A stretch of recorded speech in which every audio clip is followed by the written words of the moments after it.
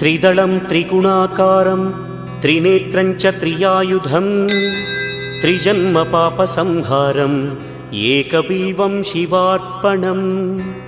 त्रिशाखैः बिल्वपत्रैश्च अच्छिद्रैः कोमलैः शुभैः तव पूजां करिष्यामि एकबिल्वं शिवार्पणम् कोटिकन्या महादानं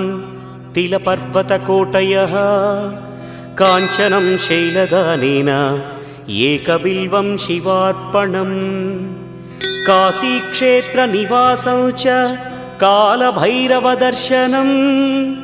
प्रयागे माधवं दृष्ट्वा एकबिल्वं शिवार्पणम्